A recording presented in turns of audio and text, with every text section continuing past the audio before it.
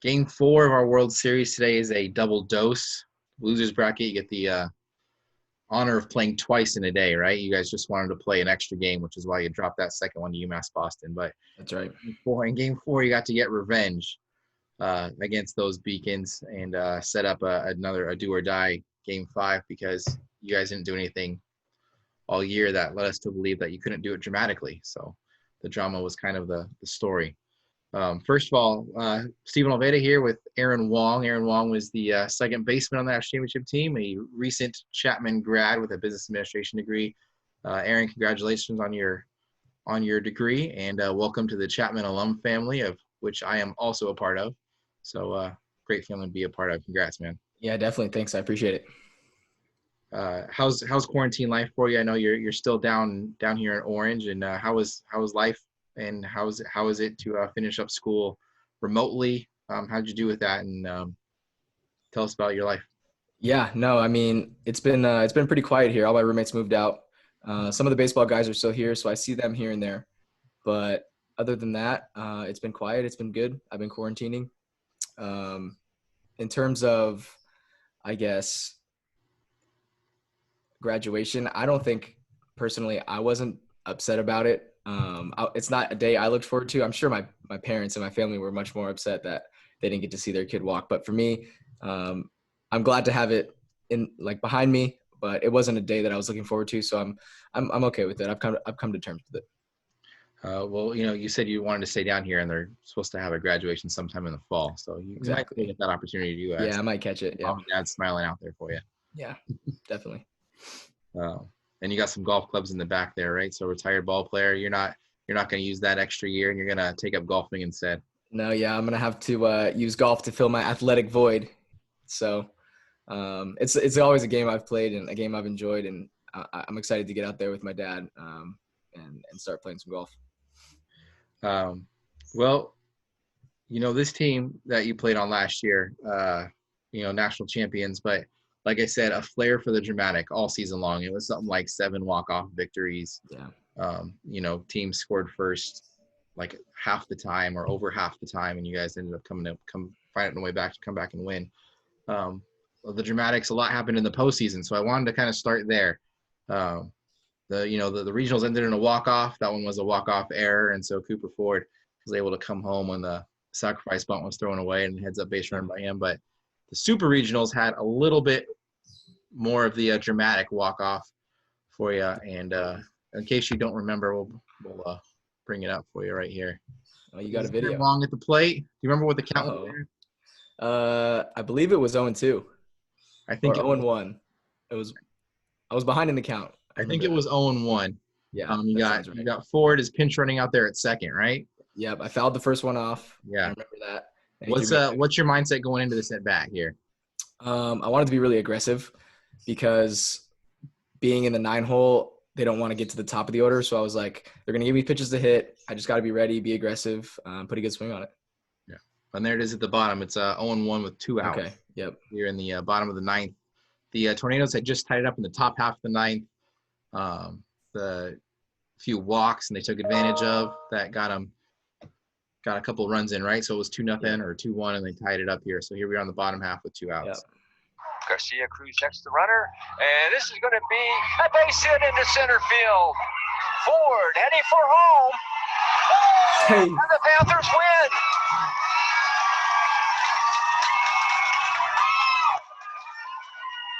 Those are good. Chapman University Panthers are going to Iowa. My favorite part is you can see Mr. Wong, Randy there. He's still got his phone in the air in the bottom right corner of the screen. He's he's high-fiving, but he's still capturing the moment for you. It's funny. Yeah, he sent me the video after. It was all shaky. If that's not the most Randy thing that's out there, I don't know what is. I know, yeah. What do you remember what you got there on it looks like you got a high fastball that you were able to just kind of get on top of and drive it out to right center. Yeah, I'm pretty sure it was a fastball middle away, and I was ready for it. That's, I like lefties. I'm pretty sure I did well off lefties all year. I don't know my exact numbers, but I definitely hit better off lefties. And so when they put one in, I got a lot of confidence for sure. And of course, when you hit the walk-off, you get the pleasure of being completely assaulted by your teammates. right? You got it looks like that jug might have been full and ended up on your head there. Yeah, that whole 20 seconds was a blur. The only thing I remember was afterwards, I came out because we were on the dirt and I had scrapes all over my elbows, all over my like legs. I was torn up from like just being dogpiled on, but I wouldn't trade it for anything. Like that was one of the best moments of my entire life for sure. Um, a moment like that is the thing that when you're 8 years old and you're just really into baseball and you picture yourself in that moment on the mound or at the plate. And is that kind of how it felt for you out there when it actually happened? Like, oh my gosh, Yeah. my 8-year-old self would be going crazy right now. Yeah, that's what you dream about. Bottom of the ninth, 2 outs, you know. Those are the situations you put yourself in when you're in the cage, or like all those T-work drills. That's what you do them for, and hard work pays off. And I was able to put a good swing on the ball. So yeah, those are the moments you dream about, and something I'll cherish. Definitely a moment. I'm sure you got that video saved that you can go back to your kids and grandkids when they start playing ball, and you can be like, hey, this is what you can aspire to. Yeah, exactly. In the postseason, now you had a very solid career defensively. You were obviously awesome. You were a finalist for the National Gold Glove at second base last year, and offensively, you were a key component for 3 years. But in the postseason last year, I don't know if you've ever gone back and looked at your stats for the postseason, but No, I haven't. you actually had the highest batting average of everybody in the postseason. I didn't know that actually. Include all 17 games from the SCIAC tournament all the way through the World Series. Aaron hit 373 with 4 doubles, a triple, 11 RBIs, and 12 runs, and that is from the bottom of the order. You're hitting in the 9-hole almost the entire season. Having your number 9 hitter do something like that is, makes your lineup just impossibly long, because now you're flipping it back over to Shimabuku and Penny, who obviously, played their roles amazingly as well. Yeah. I don't think we had a real bottom of the order last year. I think 1 through 9 could do damage, just not necessarily power wise, but everyone had timely hitting. Everyone, came through in the clutch. So that's what made our team so special, is just dynamically really hard to pitch, to anyone on the team. It was more of a circle of a lineup, right? Instead of a 1 through 9. Yeah. In the World Series, nothing to laugh at or scoff at either. It's 346 with 7 RBIs and a double. So in the postseason, those 11 RBIs are second on the team. The 346 in the 7 games in the World Series was third on the team, and that trails Shimmy, who hit 500, and Zeisler, who just went out of his mind right in the World Series there, hit 580 something. So Aaron, what was it about the postseason? Did you lock it in? Did you just get hot at the right time? What did you see that helped you kind of become that batter force at the bottom of the lineup through that whole stretch of a run to the national title? I've always liked the pressure. I think it's just my competitive nature. I think that's any athlete is born with this innate ability to lock in. I think it comes down to concentration and just. Sorry, there's a leaf blower in my front yard right here, but that's okay. That's why we're doing. Here we are, Zoomcast. These are the troubles, right? I know. All the time, and so you got to deal with whatever. Probably sounds like it's in your guys' ear, but So I think any athlete is really born with that competitive nature, and that's what you strive to do. I mean, it comes down to batting practice, and when you're in the cage and when you're on the field, I think especially focusing on hitting the first pitch of every like batting practice is extremely important to me, because that's simulating a game. Like in a game, you only get one pitch to put the ball in play. Well, you only get one ball in play that matters. And I'm trying to say that it comes down to batting practice and how you focus during the game, and how you focus during batting practice. Excuse me, because I really took that seriously, and you really practice how you play. So I think that all paid off, and I was able to lock in and help my team. It helped that we just had good chemistry, and I wanted to win for those guys, and they wanted to win for us, and we wanted to bleed for each other. So a lot of factors, but I'd say just you practice how you play. Kind of theme that kind of has emerged through all these. You're the fourth one is the chemistry between you guys. Yeah. Uh, I think every single person has mentioned that, and that's something I think anybody looking to build a winning team needs to look at is chemistry is always kind of seems to be the X factor in those things.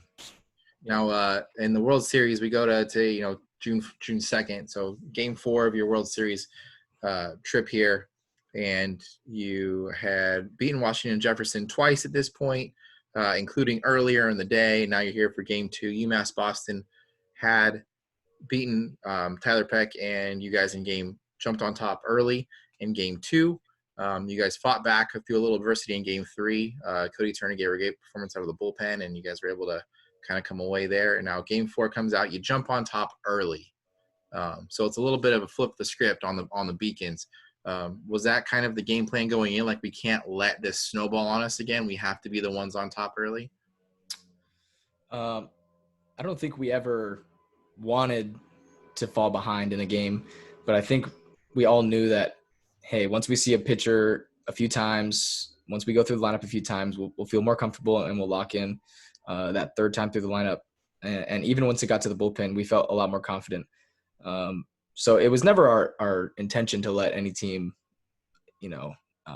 score first. But I mean, at the same time, we were comfortable playing ahead and we were also comfortable playing from behind. Yeah. Well, in this case, you jumped ahead. I think you're up 4-1, and they ended up coming back and tying it at 4, somewhere in the middle of the game. Yeah. But you guys weren't able to. I think the 4th inning is the last time you guys scored. And so then a bunch of zeros go up. They come back and tie it up, and then some more zeros go up. Mm-hmm. And so what's your mentality, I guess, as the game progresses there, and now you're going into extra innings with these guys, and they have a game to play with, and you guys are win or go home at this point. So what's going through your mind in the 10th and as the 10th unfolds? So I remember just at the end of every game, we were extremely confident if we were tied, because we knew if we could get one, we'd have a killer back end of our bullpen to shut down the game with Cody and Nick back there. So I think our mindset's always, we need to do whatever we can to score one, get up on the plate, take a pitch if you need to, and just try to scrap a run any way you can. And I think when that walk came in, and when Drew drew the walk, I think we all kind of had a sigh of relief, because when we have that 1-run lead with our back end of the bullpen coming in, that feels really comfortable. So I had nothing to lose at that point. So when I'm up there and we're already up by 1, like, I got to come up swinging, and I got to try to do some damage. So that was my mindset, and I was able to come through. So let's go through the inning there. We were in the top of the 10th. The Beacons are home. I actually got this video for you as well. And I think the best thing about this is, if you look in that kind of blue screen right there that says now playing, right behind it is the image that tells the story of the 10th inning there. Yeah. And you'll watch that one a lot. You'll see that here in a second. And all the games from the World Series are still available on NCAA.com. You can go back and watch recaps of the games, or you can watch the entirety of the game, which this one is 3 hours and 21 minutes.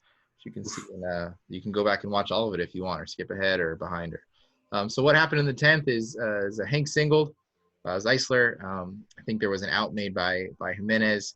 They intentionally walked Mac Shelley to get 2 on, and then after that, the Penniman walked on 4 pitches. Yep. So you can kind of, the debate in baseball is the intentional walk. Does it take a pitcher out of his rhythm or not? And then Drew Litwin comes up, like you said, he drew a walk, but this is a freshman, and obviously in the biggest spot of his career right now. Definitely. You score a run, and you guys, like you said, you're confident you can win the game, or you could leave the bases juiced for him and have 2 outs, that would have been the 3rd out, I believe. I think there was 2 outs already.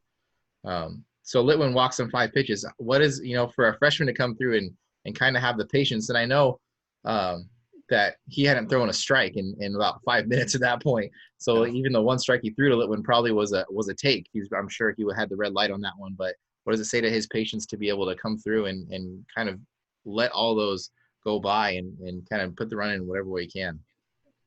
I mean, Drew's a gamer. He came from a good high school program, and he knows what it takes to win. He's been in those big spots, so we had confidence in him. We all had confidence in him.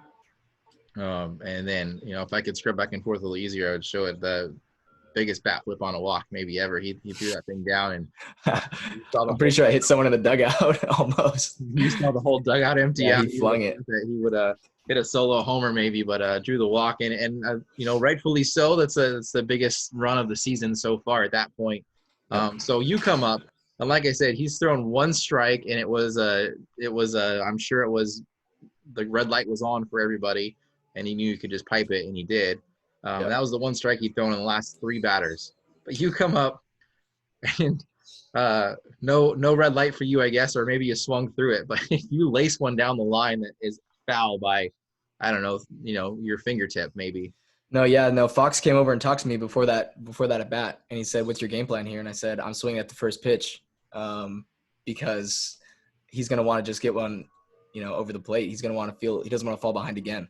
So I barely missed that one, and then so we'll let the rest play out. Yeah, and then I think you get a nice curve that's catches the outside corner. Yep. So you're down 0-2, which is obviously a new thing, and then we'll see you come through in the. You see me choking up there. I choke up every time. Every time I have 2 strikes, I just want to make contact, put pressure on the other team. Get there. It'll be more than one. Bobbled and left. Oh man.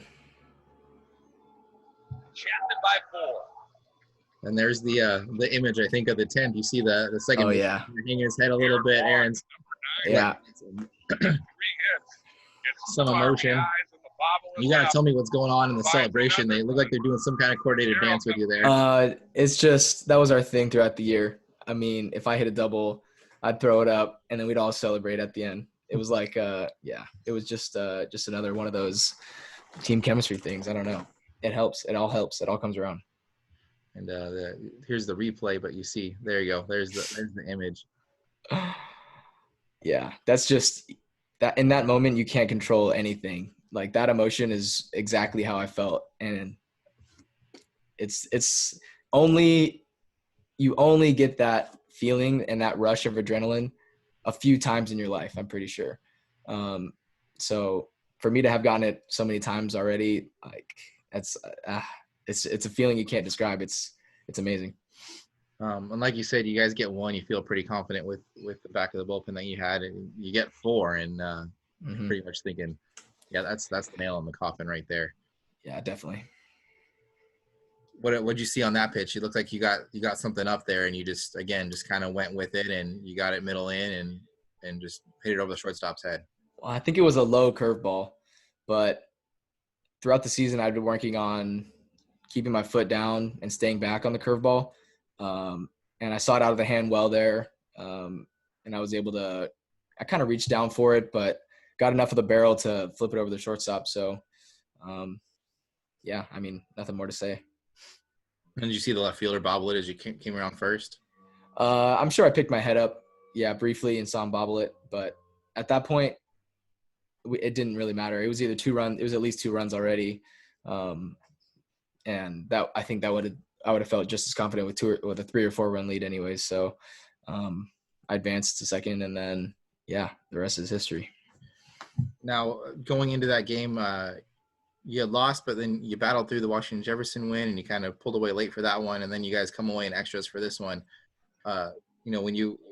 When that last out's recorded, do you guys think you're unstoppable at that point? Like this is ours to lose now, even though you're still chasing a little bit. But do you feel like this is ours, and we're pretty much unstoppable? We can't be shut down. I never think that. I never think we can't lose or anything like that. I think that's a bad mindset to have, because baseball is such a finicky game where the best team, the team that plays the best on that day is going to win. It's not really like basketball or football where the bigger, stronger athletes are usually going to win. I mean, baseball is so mental and it's so technical that there's a lot of factors that go into who wins on a certain day. But I definitely think we had momentum, especially with Jonathan throwing our next game, our number 1 all year. we all had a lot of confidence. We had momentum. We had just beaten them. And we were used to playing, back-to-back games. We played that all year. So yeah, I think that gave us a lot of momentum, a lot of confidence for the next day. And you to come and beat them by the same score of 8-4. And the next game to get to the championship series, a little less drama that one though. Yeah. Where does this never die mentality come from that you guys had throughout the season? Where did it start? Was it the first walk off? Was it, what was it that started this mentality where you were so comfortable playing from behind? It definitely wasn't something we intended to do at the beginning of the season, but I think as we played more games, and pretty much by game 30 or game 40, we were like 17-3 when we let the opponent score first. So it's just something we adopted and a mindset that we had, that we gained throughout the season. It wasn't at one point where it clicked like, hey, we're a come from behind team. I think just a culmination of all the games we'd played before that gave us confidence to say, hey, you only need one big inning to rip the game open, or to come from behind. So that one big inning was never out of reach for us. What thoughts or images now that you look back on it? You guys went on and you beat UMass Boston again, and then you take the championships series in one day, another doubleheader against Birmingham Southern. So what thoughts and images stick in your mind from this whole experience? Is there something that is really just so vivid that it could have happened yesterday? The championship day was kind of a blur for me. That was such a long day, and that was game 6 and 7 on day 5 of playing. So that was our 7th game in 5 days. So that day whizzed by for me. I just remember the dog pile at the end, and I remember feeling so just fulfilled and accomplished that this is a goal we'd had, as I came in as a freshman. This is what you dream of. So I think landing in Cedar Rapids when our plane landed, just knowing that, hey, we're one of 8 teams left, like we have nothing to lose here. And then I think that dog pile at the end, just being with my teammates, being with my family at the end, those are the moments I'll forget. And just that happened to be my birthday. So that was definitely the best birthday I've ever had, my 21st birthday. So that day I'll remember that day forever, for sure. But now I'm going to shout out your dad a little bit too, because I don't think your dad missed an entire game of your college career. I joke about him. He missed a practice game. he missed a practice game against a JC. Yeah. But I don't think other than that, if I was in the lineup, he was there every game, which I'm really thankful for. Coming from Northern California, obviously not the easiest thing to do, but he was up there and obviously a great supporter of the team and the program, and a great guy to have around in those games that were rainy or cold, or always good to have his humor around to keep us up. When did you realize that this team had what it takes to be the last team standing? Was it when the last out was recorded, or did you kind of feel that, like you said, landing in Cedar Rapids, like we have nothing to lose, but like let's go out and win this whole thing. We have what it takes. I never looked that far ahead. For me, I think that's just bad luck in a sense. I don't think that's something you have to think about. I think you just try to go out and play as well as you can every day. But I mean, we were ranked, number 1 for a while there. So other people saw we had the potential to, and we all had the confidence in ourselves, but no one says it out loud. You don't go in saying we're the best team here. If we lose, I mean, no one goes into it saying we have to win because we're number 1. I think no one really even spoke about our potential amongst ourselves. We all just said, hey, like this is our best opportunity. This is the best opportunity we're going to have to go out there and win this thing. So, we gotta play as well as we can every day. And if we fall behind, just keep fighting. Where do you keep your ring, your hat, your shirt, if you got a ball, the national championship ball? Those are all. So I'm living at school right now, but those are all up in my hometown, in my Sacramento home, and those are gonna be framed. So we're gonna put those in a little trophy case, along with some gloves and just memorabilia from the trip, and cleats and everything. So we'll find a good home for those. definitely. Well, I'm sure you wish that we were back in Cedar Rapids right now, Yeah. reliving the whole thing, making a new story for yourself in your senior year, and maybe celebrating your 22nd birthday with another. But, yeah, You never know. It could have happened. things. Here we are, though. Things took a different turn, but you're able to finish your degree, and you're able to stay healthy so far, and you're moving on with your life, and the rest of the seniors on the team are all moving on together. It sounds like with you, and so. Yep. We're gonna stay together. We're a pretty close group, so we'll see what happens for the next couple of years. Now you do get to go on top because nobody really took the throne away from you, so you're still sitting in that Iron Throne for now, right? That's right. I get 2 years to bask in the glory. Yeah. And I'm sure we'll see you around the ballpark a little bit here in 2020. Absolutely. Since you guys you'll be so close, I'm sure you'll be cheering on some of the younger guys. Absolutely, we'll be at a couple games, no doubt. You excited to see where Garcia goes in the draft? You're going to tune in at all for him? I know he's probably going to be with his family on draft day, but yeah, absolutely. I'll be close. I'll be keeping a close eye on him. Yeah, definitely. All right. Well, we wish you the best in the future, and again, congratulations on your degree, and good luck with the future. And thanks for joining us to look back on Game 4 that put us in the do or die with UMass Boston, and that happens tomorrow on June the 3rd. All right. My pleasure. Yeah, thanks for having me. All right. Thanks, Aaron. All righty. Take care.